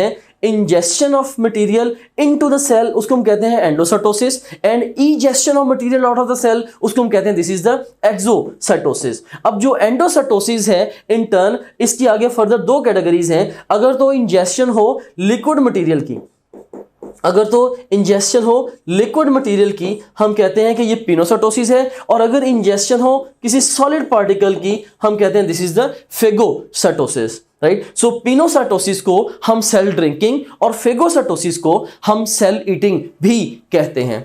सो डियर स्टूडेंट्स, हमारे पास ये एक वाइड रेंज है ट्रांसपोर्ट्स की अक्रॉस द सेल मेम्ब्रेन। इसको दोबारा फिर मैं क्विकली रिवाइज भी किए देता हूं कि सेल मेम्ब्रेन के अक्रॉस जो ट्रांसपोर्ट है, इसको हम दो मेजर कैटेगरीज में डिवाइड करते हैं on the basis of whether they use ATP और नॉट। जो एटीपी यूज नहीं करेंगे वो पैसिव ट्रांसपोर्ट है, जिसमें हाई टू लो कंसंट्रेशन की तरफ मूवमेंट होती है सब्सटेंसेस की। और ऐसी पैसिव ट्रांसपोर्ट जिसमें कैरियर प्रोटीन इन्वॉल्व नहीं होगी, वो सिंपल डिफ्यूजन है। और अगर कैरियर प्रोटीन इन्वॉल्व हो गई तो वो फैसिलिटेटेड डिफ्यूजन है। सिमिलरली, अब अगर ऐसी ट्रांसपोर्ट है जिसमें एटीपी इन्वॉल्व होती है, एटीपी यूज होती है, हम उसको एक्टिव ट्रांसपोर्ट कहेंगे। और एक्टिव ट्रांसपोर्ट ये बेसिकली ट्रांसपोर्ट ऑफ मटेरियल्स है from an area of low concentration to an area of high concentration. इसके आगे फर्दर डिफरेंट कैटेगरीज हैं, जैसे कि प्राइमरी एक्टिव ट्रांसपोर्ट, जिसकी एग्जांपल सोडियम पोटेशियम पंप है। सेकेंडरी एक्टिव ट्रांसपोर्ट जिसमें इनडायरेक्टली एटीपी यूटिलाइज होती है, उसके आगे फर्दर दो टाइप्स है। जैसे सिम्पोर्ट, जिसकी एग्जांपल सोडियम ग्लूकोज को ट्रांसपोर्ट है इन द स्मॉल इंटेस्टाइन। और उसके बाद फिर एंटीपोर्ट है, जिसकी एग्जांपल सोडियम कैल्शियम एक्सचेंज है इन द हार्ट मसल। और फिर थर्ड नंबर पे एक्सो और एंडोसाइटोसिस, इवन ये भी एक्टिव ट्रांसपोर्ट ही की एग्जांपल्स हैं। क्यों? क्योंकि ये भी एटीपी यूटिलाइज करेंगे। इनको हम बल्क ट्रांसपोर्ट भी कहते हैं। और फर्दर इसके आगे दो कैटेगरीज हैं, एक injection of material out of cell है विच इज एक्सोसाइटोसिस, और injection of material into the cell which is endocytosis. And अगर इंजेक्शन हो लिक्विड मटेरियल की, दिस इज पिनोसाइटोसिस। और अगर इंजेक्शन हो सॉलिड पार्टिकल्स की, दिस इज फेगोसाइटोसिस। पिनोसाइटोसिस को हम सेल ड्रिंकिंग और फेगोसाइटोसिस को हम सेल ईटिंग भी कहते हैं। अब यहां पे ये बात भी काबिल गौर है कि बेसिकली इस फ्लो शीट को यूज करते हुए आप किसी भी ट्रांसपोर्ट मोडालिटीज को क्लियरली खुद से भी डिफाइन कर सकते हैं। फॉर एग्जांपल, अगर आप यहां से फैसिलिटेटेड डिफ्यूजन को डिफाइन करना चाहते हैं, तो बेसिकली आप कह सकते हैं कि this is movement of particles from an area of high concentration to low concentration with the involvement of carrier, right. So इन दोनों चीजों को अगर हम कंबाइन करेंगे तो फैसिलिटेटेड डिफ्यूजन की डेफिनेशन बनेगी। सिमिलरली, एक्टिव ट्रांसपोर्ट हम कैसे डिफाइन करेंगे? Movement of particles from an area of low concentration to an area of high concentration with the utilization of ATP. So exam आपसे कैसे क्वेश्चन पूछेगा? एग्जाम आपको इस तरह से डिफरेंट स्टेटमेंट्स देके आपसे आइडेंटिफाई करवा सकता है कि बताइए जी कौन सी काइंड ऑफ ट्रांसपोर्ट का डिफाइन किया जा सकता है, डिफाइन किया जा रहा है। सिमिलरली, एग्जाम आपको कोई भी स्पेसिफिक एग्जाम्पल दे सकता है। लाइक एग्जाम आपसे ये पूछ सकता है कि सोडियम पोटेशियम पंप जो है ये किसकी एग्जांपल है, जैसे हमने अभी डिस्कस भी किया कि ये प्राइमरी एक्टिव ट्रांसपोर्ट की एग्जांपल है, एंड सो ऑन। और यहाँ पे एक और बात मैं वाज़ेह करना चाहूँगा कि बेसिकली ये जो ट्रांसपोर्ट अक्रॉस सेल मेम्ब्रेन का टॉपिक है, ये वेरी इंपॉर्टेंट टॉपिक है। क्यों? क्योंकि इवन आगे चल के भी बहुत सारे एरियाज में हमें इस अंडरस्टैंडिंग की जरूरत पेश आनी है। खासतौर पे जब हम डिस्कस करेंगे डाइजेस्टिव सिस्टम को डिस्कस करेंगे, इसी तरह से जब हम एक्सक्रीटरी सिस्टम को डिस्कस करेंगे, तो वहाँ पे भी हमें डिफरेंट काइंड्स ऑफ ट्रांसपोर्ट्स के कॉन्सेप्ट को हमें कोरिलेट करना पड़ेगा। सो इसको अच्छे तरीके से आप लोग स्टूडेंट्स प्रिपेयर कर लीजिए। और यहाँ पे एक और इंपॉर्टेंट पॉइंट जो कि मैं इसको समराइज करते हुए देना चाहूँगा, वो ये है कि बेसिकली नेचर ने जिस चीज को सेल मेम्ब्रेन के अक्रॉस लेके जाना है, नेचर उसके लिए वे डिवाइस कर देगी, राइट। सो ये पूरे का पूरा बेसिकली एक स्पेक्ट्रम है ट्रांसपोर्ट मोडेलिटीज का, from left to right you can see in here, ये पूरे का पूरा एक स्पेक्ट्रम है। फॉर एग्जांपल अब देखें जो सब्सटेंसेस लिपिड सॉल्युबल हैं या स्मॉल पार्टिकल्स हैं वो लिपिड बायलेयर में से सिंपली डिफ्यूज हो जाएंगे, जो जिनका ग्रेडियंट एग्जिस्ट करता है लेकिन वो सिंपली डिफ्यूज नहीं हो सकते तो उनके लिए नेचर कैरियर दे देती है, और जिन सब्सटेंसेस को हमने अगेंस्ट द ग्रेडियंट लेके जाना होता है उनके लिए फिर ये प्राइमरी या secondary active transport on board आ जाती है। और उसके बाद फिर अगर हमने बहुत बड़े साइज के मटेरियल्स को हमने अगर सेल की मेम्ब्रेन के क्रॉस करवाना है तो उसके लिए फिर ये बल्क ट्रांसपोर्ट हमारे पास आ जाती है। सो ओवरऑल ये एक पूरे का पूरा एक स्पेक्ट्रम है। अब देखिए एक स्मॉल पार्टिकल है ऑक्सीजन, अगर उसने सेल मेम्ब्रेन को क्रॉस करना है उसका मैकेनिज्म डिफरेंट है, और उसके मुकाबले में अगर एक फर्ज करें कि एक बहुत बड़ा एक वाइट ब्लड सेल है जिसने एक बैक्टीरियम को अपने थ्रू मूव कराना है, जैसे उसने इस बैक्टीरियम को अगर एंगल्फ करना है, ऑफ कोर्स किसी भी छोटे ट्रांसपोर्टर के जरिए अब इस बैक्टीरियम को सेल के अंदर नहीं ले जाया जा सकता, तो इसके लिए मैकेनिज्म ये होगा कि सेल मेम्ब्रेन का वेजिकल बनेगा और वेजिकल फॉर्मेशन के जरिए अल्टीमेटली बैक्टीरियम इसके अंदर चला जाएगा। So it would be called as the phagocytosis in there. So बहरहाल ये पूरे का पूरा एक स्पेक्ट्रम है of transport across the cell membrane. अब हम one by one different photographs की मदद से भी इनको अंडरस्टैंड करने की कोशिश करते हैं। So simple diffusion you see in here, इसके जरिए ये रेसन जनरेट किया गया है कि ये बेसिकली ऐसे ही है जैसे हाई टू लो आना। सो इसके अंदर ओवरऑल कह लें कि एनर्जी तो इन्वॉल्व है, लेकिन basically energy kinetic energy molecules की इन्वॉल्व होगी। बहरहाल ओवरऑल ये एक इजी प्रोसेस है, ये जैसे टॉप ऑफ द, ये बिल्कुल ऐसी है जैसे टॉप ऑफ द हिल से बॉटम ऑफ हिल की तरफ आना। सो सिंपल डिफ्यूजन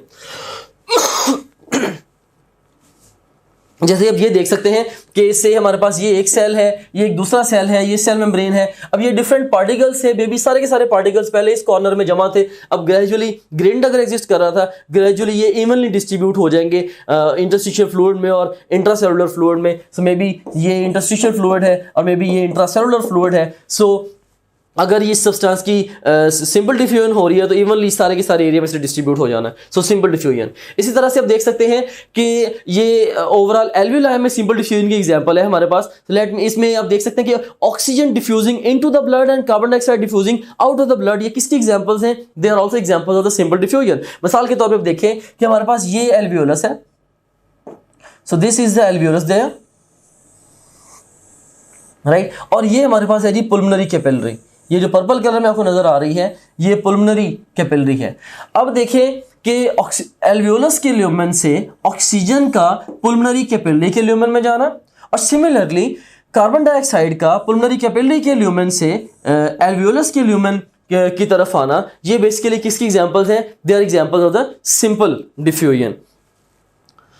अब यहाँ पे कुछ क्वेश्चंस हैं मेरे आप लोगों से। हमारे पास ऑप्शंस हैं, A option is 2, B option is 4, C option is 8 and D option is 0। और हमारे पास पहली स्टेटमेंट है, how many lipid bilayers are crossed by an oxygen molecule when it is transported from the lumen of alveolus to the lumen of pulmonary capillary.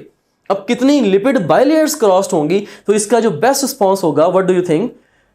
Best response to this question is हमारे पास 4 इसका best response. अभी ये ऐसा 4 क्यों है इसको हम आगे चल के भी डिस्कस करते हैं। So how many lipid layers are crossed by an oxygen molecule when it is transported from the lumen of alveolus to the lumen of pulmonary capillary. तो लिपिड यहाँ पे क्या था, कितनी लिपिड बायलेयर्स क्रॉस हो रही हैं? तो लिपिड बायलेयर्स 4, और यहाँ पे क्या क्वेश्चन है, कितनी लिपिड लेयर्स क्रॉस हो रही हैं? तो हमें पता है कि एक लिपिड बायलेयर के अंदर 2 लिपिड लेयर्स होती हैं। तो बेस्ट रिस्पॉन्स यहाँ पे हो जाएगा अब 8।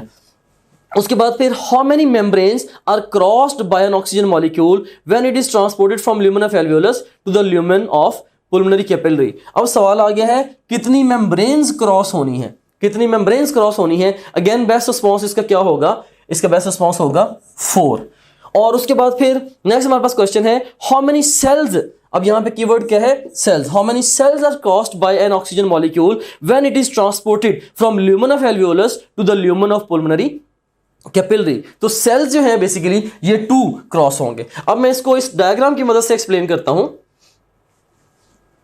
अब देख सकते हैं कि ये फर्ज करें कि हमारे पास ये एल्वियोलस के ल्यूमेन में एक ऑक्सीजन का मॉलिक्यूल है, ऑक्सीजन का ये मॉलिक्यूल है। अब ये देखें कि जब यहाँ और जो एल्वियोलस की जो लाइनिंग है ये ओवरऑल फ्लैट स्क्वेमस सेल्स हैं, इससे बनी हुई है। सो यहाँ पे भी हमारे पास ये एंडोथेलियल सेल्स हैं, राइट। सो अब देखें कि जब एल्वियोलस के ल्यूमेन से ऑक्सीजन के मॉलिक्यूल ने जब पल्मोनरी कैपिलरी के ल्यूमेन तक जाना है तो इसने ये दो सेल्स को क्रॉस करना है, एक ये वाला सेल और दूसरा ये वाला सेल यहाँ पे। इसको मैं सिंपल डायग्राम बना के यहाँ पे बल्कि एक्सप्लेन करता हूँ, ज़्यादा इजीली एक्सप्लेन कर सकूंगा। सो हमारे पास फर्ज करें कि ये एल्वियोलस है और ये फर्ज करें हमारे पास पल्मोनरी कैपिलरी है। सो एल्वियोलस की जो लाइनिंग है किस चीज़ से बनी है, ये फ्लैट स्क्वेमस सेल से बनी है, और इस तरह से पल्मोनरी कैपिलरी की लाइनिंग किस चीज़ से बनी है, ये भी स्क्वेमस सेल से बनी है। अब आप देख सकते हैं कि इसमें अगर फर्ज करें कि ऑक्सीजन के मॉलिक्यूल ने आना है from the lumen of alveolus to the lumen of the pulmonary capillary, तो ओवरऑल अब देखिए कितने सेल्स को क्रॉस कर रहा है। पहला सेल ये है और दूसरा सेल ये है। सो ओवरऑल ये 2 सेल्स को क्रॉस कर रहा है। और ये कितनी मेम्ब्रेन्स को क्रॉस कर रहा है, टोटल 4। देखिए पहले इस सेल की ल्यूमिनल सरफेस को, फिर इसकी बेसल सरफेस को, से ये सेकंड मेम्ब्रेन आ गई हमारे पास, और उसके बाद फिर इस तरह से दिस वन थर्ड मेम्ब्रेन, और फिर ये हमारे पास 4 मेम्ब्रेन।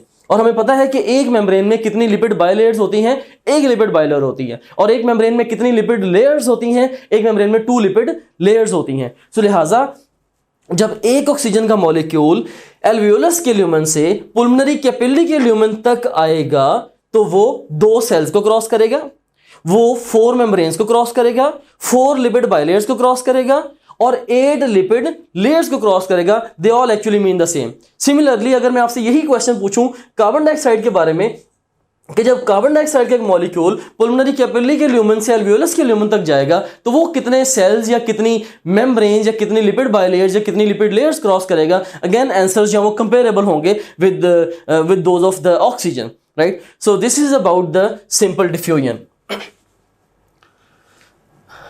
सो वंस अगेन अब इसको हम इन क्वेश्चंस को जरा दोबारा भी देख लेते हैं। अब देखिए how many lipid bilayers are crossed. तो लिपिड बाइलेयर्स चूंकि हमारे पास सेल्स कितने थे, 2 सेल्स की मेम्ब्रेन्स कितनी क्रॉस हुई थी, 4। तो लिपिड बाइलेयर्स कितनी हो गई, 4। हाउ मेनी लिपिड लेयर्स, तो लिपिड लेयर्स क्योंकि एक लिपिड बाइलेयर में 2 लिपिड लेयर्स हैं, अगर लिपिड बाइलेयर्स 4 हैं तो लिपिड लेयर्स कितनी हो जाएंगी, ऑफ कोर्स उससे डबल हो जाएंगी, 8। और उसके बाद फिर how many membranes are crossed, तो टोटल जो मेम्ब्रेन्स हैं वो भी 4 ही क्रॉस्ड हैं क्योंकि 2 सेल्स में 4 मेम्ब्रेन्स, ओवरऑल 2 सेल्स की जो मेम्ब्रेन्स होंगी वो 4 होंगी। सो 4 मेम्ब्रेन्स हैं और 4 ही लिपिड बाइलेयर्स हैं क्योंकि एक मेम्ब्रेन में एक लिपिड बाइलेयर होगी। और उसके बाद फिर कितने सेल्स क्रॉस्ड है, तो सेल्स ओवरऑल जो है वो 2 क्रॉस्ड हैं, जैसे कि अभी हमने डायग्राम ड्रॉ करके देखा भी था। तो 2 सेल्स क्रॉस होते हैं। सो इसके लिए how many cells, once again how many lipid bilayers, best answer is 4। How many lipid layers, 8. How many membranes, again 4. And how many cells, answer is 2. So अब ये हमारे पास नेक्स्ट एक और ये एग्जाम्पल है सिंपल डिफ्यूजन की, जो osmosis. Osmosis is also special case of simple diffusion. Osmosis basically है क्या, ये मूवमेंट ऑफ वाटर मॉलिक्यूल्स है from an area of low solute concentration to an area of high solute concentration. Biology की ये एक generalization है। Water always follows the solutes, पानी हमेशा उधर को जाएगा जिधर को सॉल्यूट्स होंगे। मिसाल के तौर पे अब जैसे कि देखिए फर्ज करें कि ये हमारे पास अगर एक सेल है और समहाउ अगर इस सेल के अंदर सॉल्ट्स इकट्ठे हो जाते हैं, वाटर की मूवमेंट किधर से किधर को होगी, से वाटर की मूवमेंट ये एक्स्ट्रा सेलुलर फ्लूइड से इंट्रा सेलुलर फ्लूइड की तरफ होगी। क्यों, क्योंकि water always follows the solutes. और इसी तरह से अगर हमारे पास सॉल्यूट्स ये एक्स्ट्रा सेलुलर फ्लूइड में ज्यादा एक्युमुलेटेड हैं तो वाटर जो है ये सेल के अंदर से बाहर की तरफ मूव करेगा। इस केस में जो सेल है ये स्वेल होगा, और ये जो केस है इस केस में सेल जो है ये अल्टीमेटली श्रिंक होगा। सो ऑस्मोसिस क्या है, ऑस्मोसिस सिंपल डिफ्यूजन का एक स्पेशल केस है। मूवमेंट ऑफ वाटर मॉलिक्यूल्स है फ्रॉम एन एरिया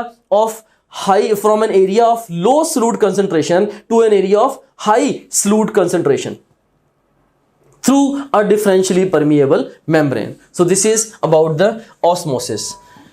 अब नेक्स्ट हमारे पास है जी फैसिलिटेटेड डिफ्यूजन। अब जस्ट इमेजिन करें कि हमारे पास कुछ एक सब्सटेंस ऐसी है, समहाउ ये सब्सटेंस डायरेक्टली ये सेल मेम्ब्रेन को क्रॉस नहीं कर सकती। हाँ, इसके लिए ग्रेडियंट एग्जिस्ट करता है। देखें कि इंट्रासेलुलर फ्लूइड में इसकी कंसंट्रेशन हाई है और एक्स्ट्रा सेलुलर फ्लूइड में इसकी कंसंट्रेशन लो है, लेकिन ग्रेडियंट एग्जिस्ट करने के बावजूद ये सब्सटेंस चूंकि सेल मेम्ब्रेन को क्रॉस नहीं कर सकती इसलिए बाहर नहीं जा पा रही। इसके लिए नेचर क्या करेगी, नेचर यहाँ पे ट्रांसपोर्टर इंट्रोड्यूस कराती है। सो देखिए कि ट्रांसपोर्टर के जरिए ये जो सब्सटेंस है ये बाहर की तरफ जा रही है। सो ये बेसिकली फैसिलिटेटेड डिफ्यूजन है। हमने इसको कैसे डिफाइन किया था?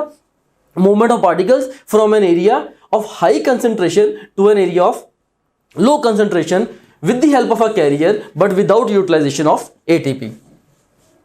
And now let's talk about the active transport. इसमें आप देख सकते हैं कि active transport ये बिल्कुल ऐसी है जैसे कि bottom of the hill से top of the hill की तरफ जाना, and this is going to be the hard work. इसमें अब आप देख सकते हैं कि overall ये basically movement of particles है from an area of low concentration to an area of high concentration with the help of a protein जो कि ATP को यूटिलाइज करेगी, राइट। सो ATP को यूटिलाइज करते हुए लो कंसंट्रेशन से हाई कंसंट्रेशन की तरफ पार्टिकल्स की मूवमेंट, ये बेसिकली एक्टिव ट्रांसपोर्ट है। सिमिलर आइडिया यहाँ पे भी है कि particles are moving from an area of low concentration to an area of high concentration with the utilization of ATP।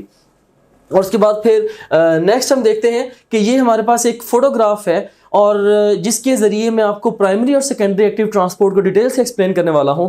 So first of all let me Orient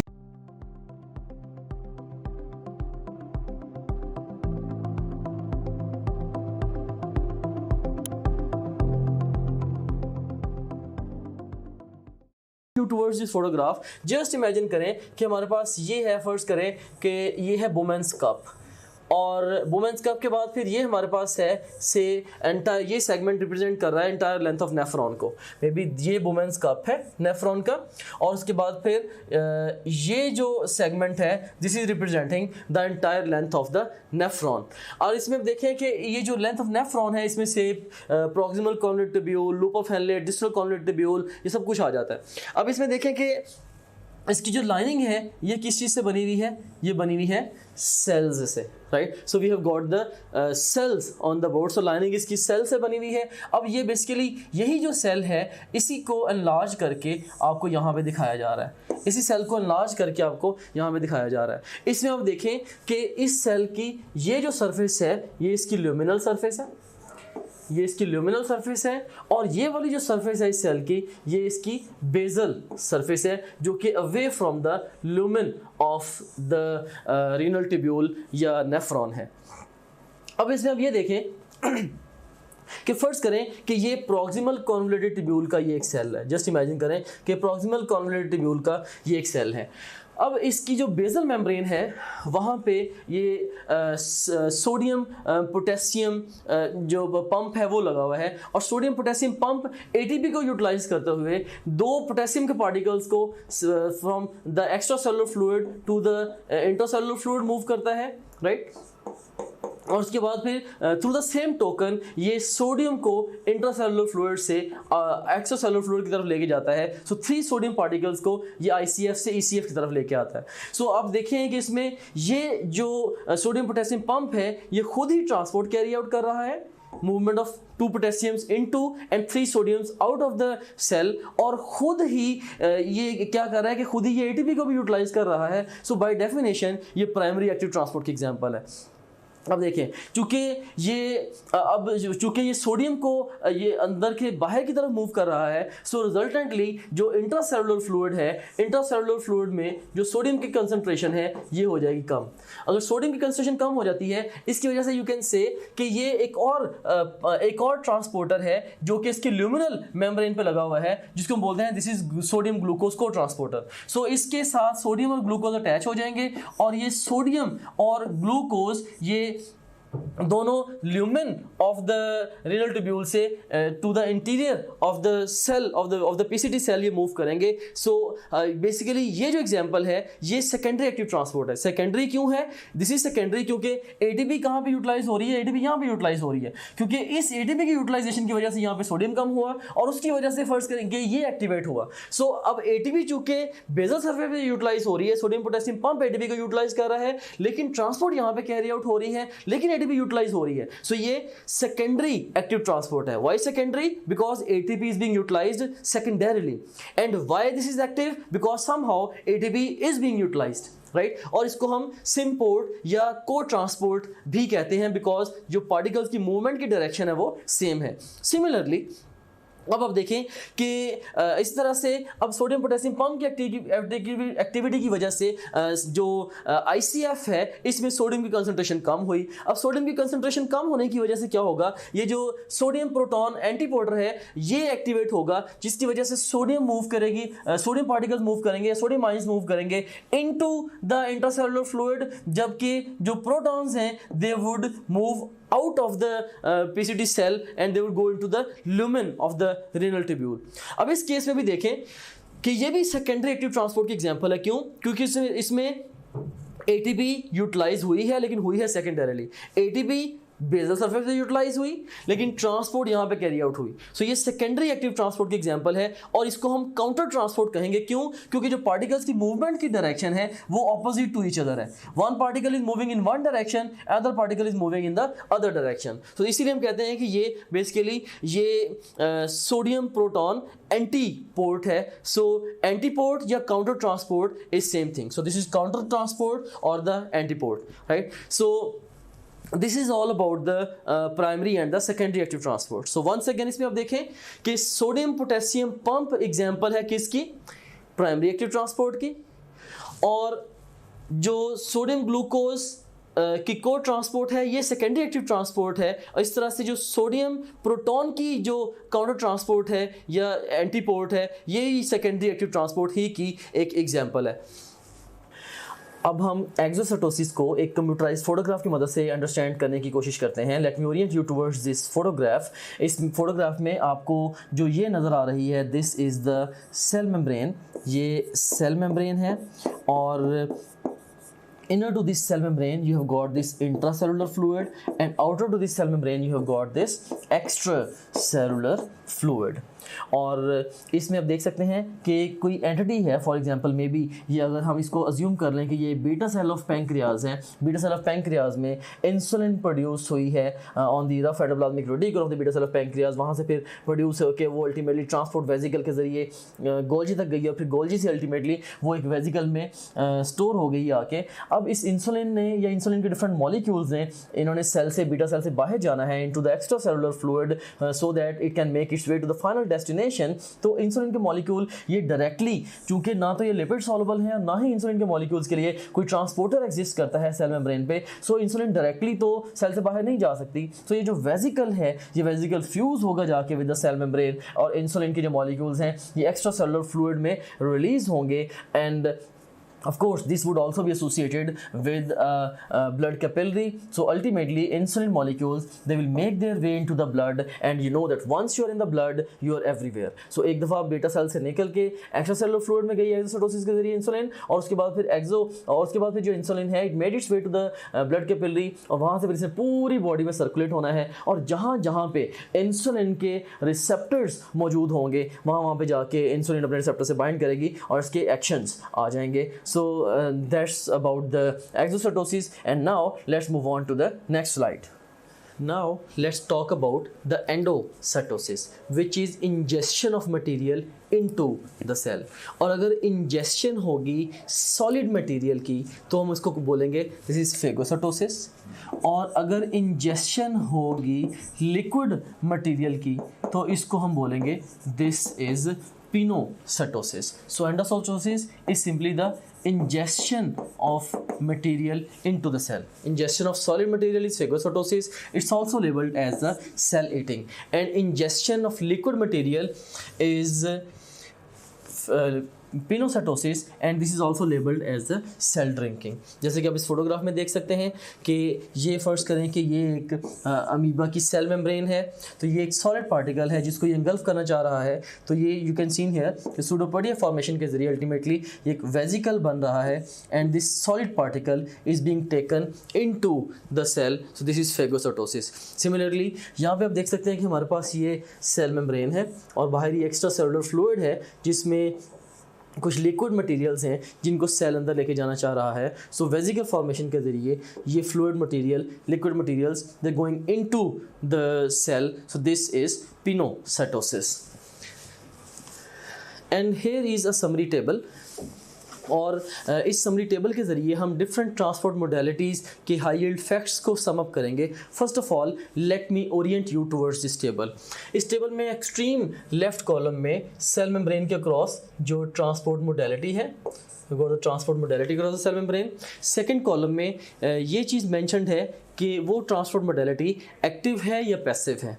active से मुराद it utilises ATP, और या passive से मुराद it does not utilize ATP, right. और उसके बाद फिर मॉलिक्यूल्स कौन से उस पर्टिकुलर ट्रांसपोर्ट मोडेलिटी से यूज़ करेंगे, फिर थर्ड कॉलम में वो डिस्कस करेंगे। फिर फोर्थ कॉलम में direction of movement of the particles, और उसके बाद फिर फिफ्थ कॉलम में एनर्जी नीडेड है या नहीं है, एनर्जी खास तौर पे in the form of ATP, ये energy in the form of ATP है।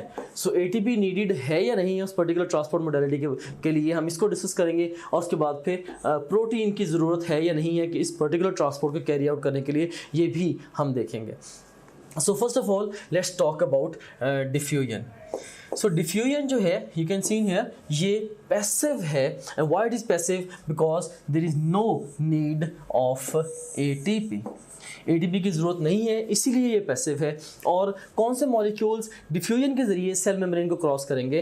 Answer is small and hydrophobic या lipophilic molecules. Remember, anything which is hydrophobic would be lipophilic by default, and anything which is hydrophilic would be lipophobic by default. So small और hydrophobic जो molecules हैं वो diffusion के ज़रिए cell membrane को cross करेंगे। और डायरेक्शन ऑफ मूवमेंट क्या है? ऑफ कोर्स ये डाउन द ग्रेडियंट मूवमेंट होनी है। Molecules from area of high concentration to area of low concentration move करेंगे, और इसके लिए किसी भी किस्म की प्रोटीन रिक्वायर्ड नहीं है। Next we have got osmosis on board, और हमने ऑलरेडी ये डिस्कस किया था कि ऑस्मोसिस भी डिफ्यूजन ही की एक एग्जांपल है, लिहाजा ये भी पैसिव ट्रांसपोर्ट है क्योंकि इसके लिए भी हमें एनर्जी रिक्वायर्ड नहीं है। और ऑस्मोसिस हमेशा वाटर मॉलिक्यूल्स की होती है, और वाटर मॉलिक्यूल्स की ऑस्मोसिस होती है towards high concentration of solutes. याद रखें, हम वाटर मॉलिक्यूल्स की मूवमेंट को दो तरह से ऑस्मोसिस में रिप्रेजेंट कर सकते हैं। Like overall, water molecules move from an area of low solute concentration to an area of high solute concentration, और हम इस तरह से भी कह सकते हैं कि water molecules move from an area of high water concentration to an area of low water concentration, because water concentration is determined by the salt concentration. हम ये भी कह सकते हैं कि water concentration is inversely related with the salt concentration. किसी area में salt की कंसंट्रेशन जितनी ज़्यादा होगी, वाटर कंसंट्रेशन उतनी कम होगी, and vice versa. So osmosis क्या है? Movement of water molecules from an area of low solute concentration to an area of high solute concentration through a differentially permeable membrane, और इसके लिए भी कोई प्रोटीन रिक्वायर्ड नहीं है। और फिर नेक्स्ट हमारे पास है फैसिलिटेटेड डिफ्यूजन। ये भी पैसिव ट्रांसपोर्ट ही की एक टाइप है, और इसमें अब कौन से मॉलिक्यूल्स मूव करेंगे? अब वो मॉलिक्यूल्स फैसिलिटेटेड डिफ्यूजन के जरिए मूव करेंगे जिनके लिए कुछ स्पेसिफिक ट्रांसपोर्टर वहाँ पे एग्जिस्ट करता है, और इसको हम पैसिव इसलिए कह रहे हैं क्योंकि इसके लिए भी एटीपी रिक्वायर्ड नहीं है। सो ये मूवमेंट भी होगी डाउन द ग्रेडियंट या from an area of high concentration to an area of low concentration. लेकिन इसमें जो चीज़ डिफरेंट है वो ये है कि इसमें साथ कोई कैरियर लाजमी तौर पे चाहिए होगा। विदाउट कैरियर ये ट्रांसपोर्ट या फैसिलिटेटेड डिफ्यूजन ये अकम्प्लिश नहीं होगी। और उसके बाद हमारे पास है एक्टिव ट्रांसपोर्ट। नाम से ही जाहिर है कि this is active. Why it is called active? Because it is utilizing the ATP, क्योंकि ये एटीपी को यूटिलाइज कर रही है ट्रांसपोर्ट मोडेलिटी, इसलिए हम इसको एक्टिव ट्रांसपोर्ट कहते हैं। अब एक्टिव ट्रांसपोर्ट किन पार्टिकल्स की होगी? जिनके लिए स्पेसिफिक ट्रांसपोर्टर एग्जिस्ट कर रहा होगा। ऑफ कोर्स वही पार्टिकल्स वो किसी भी डायरेक्शन में मूव करेंगे। इसमें जो डायरेक्शन है, कोई मैं जनरलाइजेशन नहीं दे सकता कि एक्टिव ट्रांसपोर्ट के ज़रिए चीज़ें वो ओवरऑल स्पेसिफिकली किस डायरेक्शन में जा रही हैं। हाँ, ये ज़रूर होगा कि एक्टिव ट्रांसपोर्ट में चीज़ें मूव करेंगे from an area of low concentration to an area of high concentration. अब एग्जैक्ट डायरेक्शन ऑफ मूवमेंट कौन सी है, ये डिपेंड करता है उस ट्रांसपोर्टर के ऊपर, राइट। सो इन और out it depends on the transporter, और इसमें भी प्रोटीन रिक्वायर्ड होती है। सो एक्टिव ट्रांसपोर्ट जब भी होगी, वेदर ये प्राइमरी एक्टिव ट्रांसपोर्ट है या ये सेकेंडरी एक्टिव ट्रांसपोर्ट है, सेकेंडरी सेकेंडरी एक्टिव ट्रांसपोर्ट में भी इन टर्न ये सिम पोर्ट है या ये एंटी पोर्ट है, प्रोटीन उसमें डेफिनेटली रिक्वायर्ड होगी, so protein is required there as well. सो ये हमारे पास स्टूडेंट्स समरी है डिफरेंट ट्रांसपोर्ट मोडेलिटीज़ की अक्रॉस द सेल मेम्ब्रेन। और यहाँ पे एक और मैं बात आपको बताता चलूँ, ये एक जनरलाइजेशन है, इसको माइंड में रख लें कि हर वो ट्रांसपोर्ट मोडेलिटी जो कि किसी प्रोटीन को यूटिलाइज करेगी इट वुड बी सैचुरेबल। से एग्जाम अगर आपको एक क्वेश्चन देता है कि which of the following transport modality across cell membrane is और इज नॉट द सैचुरेबल, तो सिंपली हर वो ट्रांसपोर्ट मोडेलिटी सैचुरेबल होगी या उसको सैचुरेट किया जा सकता है जिसमें कोई ना कोई प्रोटीन इन्वॉल्व होगी। मिसाल के तौर पे यहाँ पे जो डिफ्यूजन है ये सैचुरेबल नहीं है, राइट। ऑस्मोसिस भी सैचुरेबल नहीं है, क्यों? क्योंकि इनमें प्रोटीन कोई भी इन्वॉल्व नहीं है। लेकिन जो फैसिलिटेटेड डिफ्यूजन है, भले ये पैसिव ट्रांसपोर्ट है लेकिन ये सैचुरेबल है, क्यों? क्योंकि इसमें प्रोटीन नीडेड है। सिमिलरली एक्टिव ट्रांसपोर्ट है, ये भी सैचुरेबल है, क्यों? क्योंकि इसमें भी प्रोटीन नीडेड है। So protein mediated transport would be saturable. और इसके बाद अब हम नेक्स्ट फंक्शंस को डिस्कस करते हैं। अभी तक हमने सेल मेम्ब्रेन का पहला मेजर फंक्शन डिस्कस किया है and that is the cellular transport. और हमने ये डिस्कस किया है कि किस तरह से सेल मेम्ब्रेन सेलुलर ट्रांसपोर्ट में इन्वॉल्व है। सेलुलर ट्रांसपोर्ट का टॉपिक प्रीटी इंपॉर्टेंट है, एक तो डायरेक्टली भी एग्जाम के लिए ये हाई यील्ड है और इसके अलावा बहुत सारे हमारे दूसरे सब सेक्शंस आएंगे आगे चल के ह्यूमन फिजियोलॉजी के सेक्शंस के अंदर, तो उनमें भी अल्टीमेटली ये अंडरस्टैंडिंग हमें चाहिए होगी। फॉर एग्जांपल जब हम डाइजेस्टिव सिस्टम को डिस्कस करेंगे, इसी तरह से जब हम एक्सक्रीटरी सिस्टम को डिस्कस करेंगे, फंक्शनिंग ऑफ नेफ्रॉन्स को डिस्कस करेंगे, तो वहाँ पे भी हमें जो ये ट्रांसपोर्ट अक्रॉस सेल मेम्ब्रेन है इसकी बेसिक अंडरस्टैंडिंग रिक्वायर्ड होगी। अब इसके अदर फंक्शंस हैं सेल मेम्ब्रेन के, इसमें जैसे इंटेग्रिटी है, cell membrane it keeps the cell contents together, और इसके अलावा it also allows the communication with other cells receptors के जरिए, और इसके अलावा it's also allows the recognition of other external substances. और फिर ये कुछ ऑर्गेनिजम्स के अंदर ये मोटिलिटी में भी इन्वॉल्व है, जैसे कि अमीबा में स्यूडोपोडिया फॉर्मेशन के जरिए ये मोटिलिटी में इन्वॉल्व है। और सिमिलरली ये कुछ ऑर्गेनिजम्स में जैसे कि बैक्टीरिया में ये वेरियस केमिकल रिएक्शंस में भी इन्वॉल्व हो सकती है। मिसाल के तौर पे बैक्टीरिया की जो सेल मेम्ब्रेन है उसकी एक इन्वेजिनेशन होती है जिसको हम बोलते हैं मीजोसोम। तो ये जो मीजोसोम है, मीजोसोम के साथ एसोसिएटेड होते हैं enzymes of cellular respiration, enzymes of cellular respiration, right. सो इसलिए हम कहते हैं कि ये केमिकल रिएक्शंस की साइड भी हो सकती हैं। और उसके बाद फिर इवन कोऑर्डिनेशन में सेल मेम्ब्रेन इन्वॉल्व है, it transmits the nerve impulse to keep the coordination, right. So nerve impulse की ट्रांसमिशन में ये इन्वॉल्व है। सो इसमें जो नर्व इंपल्स ट्रांसमिशन में मूवमेंट हो रही है डिफरेंट आयंस की, फॉर एग्जांपल ड्यूरिंग डीपोलराइजेशन जो सोडियम इनफ्लक्स है, या ड्यूरिंग रीपोलराइजेशन जो पोटेशियम इफ्लक्स है, बेसिकली वो आयन मूवमेंट किसके अक्रॉस है, वो भी सेल मेम्ब्रेन के अक्रॉस ही है, लिहाजा कोऑर्डिनेशन भी इसका एक फंक्शन है। So dear students, I want you to memorize the list of the functions of the cell membrane। क्यों? क्योंकि एग्जामिनर आपसे क्वेश्चन पूछ सकता है कि कौन सा इनमें से एक लिस्ट प्रेजेंट करके आपको पूछ सकता है कि कौन सा फंक्शन सेल मेम्ब्रेन का फंक्शन है और कौन सा सेल मेम्ब्रेन का फंक्शन नहीं है। So you need to memorize this list. So यहाँ पे हमारे पास एक पैटर्न क्वेश्चन भी है, all can be functions of eukaryotic cell membrane except.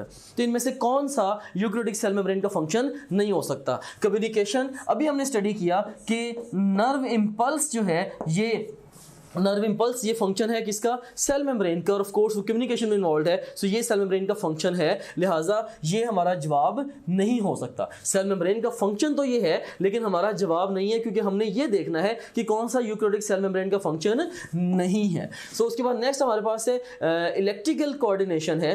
तो इलेक्ट्रिकल कोऑर्डिनेशन, इसमें भी अगेन यू कैन से कि नर्व इंपल्स ही इलेक्ट्रिकल कोऑर्डिनेशन की भी एग्जांपल है। सो नर्व इंपल्स भी इसका फंक्शन है सेल मेम्ब्रेन का, लिहाजा ये भी हमारा जवाब नहीं है। फिर उसके बाद सेलुलर रेस्पिरेशन है। सेलुलर रेस्पिरेशन में भी सेल मेम्ब्रेन इन्वॉल्व्ड है, लेकिन not in the eukaryotes but in the prokaryotes. और ऊपर आपसे जो क्वेश्चन की स्टेटमेंट में पूछा गया है, function of eukaryotic cell membrane, right. So इसीलिए यही हमारा जवाब होगा, ये यूकैरियोटिक सेल मेम्ब्रेन का फंक्शन नहीं है बल्कि प्रोकैरियोटिक सेल मेम्ब्रेन का फंक्शन है। और उसके बाद फिर इवन मोटिलिटी में भी सेल मेम्ब्रेन इन्वॉल्व होती है, से in the amoeba in the amoeba इस स्यूडोपोडिया फॉर्मेशन के जरिए ये मोटिलिटी में इन्वॉल्व है, लिहाजा ये भी हमारा आंसर नहीं है. So best response this question is Charlie. And that's all about the functions of the cell membrane. इसके साथ ही सेल मेम्ब्रेन के सब सेक्शन के साथ हमने अपनी डिस्कशन को कंक्लूड किए हैं. Now I want you to go to our website topgrade.pk. वहाँ पे हमारी जो प्रोडक्ट है FRN या फास्ट रिवीजन नोट्स, आप सेल मेम्ब्रेन के फास्ट रिवीजन नोट्स को ओपन अप करें, वहाँ से हाईएस्ट यील्ड फैक्ट्स को रिवाइज करें. जिन फैक्ट्स को मैंने इन लेक्चर्स में डिलीवर किया है इन डिटेल, आप क्विकली वहाँ से इसको रिवाइज भी कर सकते हैं. और उस FRN को रिवाइज करने के बाद फिर आप लोग जाके हमारे क्वेश्चन बैंक में सेल मेम्ब्रेन के टेस्ट क्रिएट करें एंड टाइम एंड अगेन आप लोग वहाँ से टेस्ट दें. और फिर टेस्ट हर क्वेश्चन के साथ एक्सप्लेनेशन अवेलेबल हैं. तो आप जहाँ जहाँ पे आपकी मिस्टेक्स हों, आप एक्सप्लेनेशंस को व्यू करें, अपनी मिस्टेक्स को रेक्टिफाई करें और इस तरह से ग्रेजुअली आप लोग एग्जाम के लिए प्रिपेयर होते जाएंगे. Thank you very much.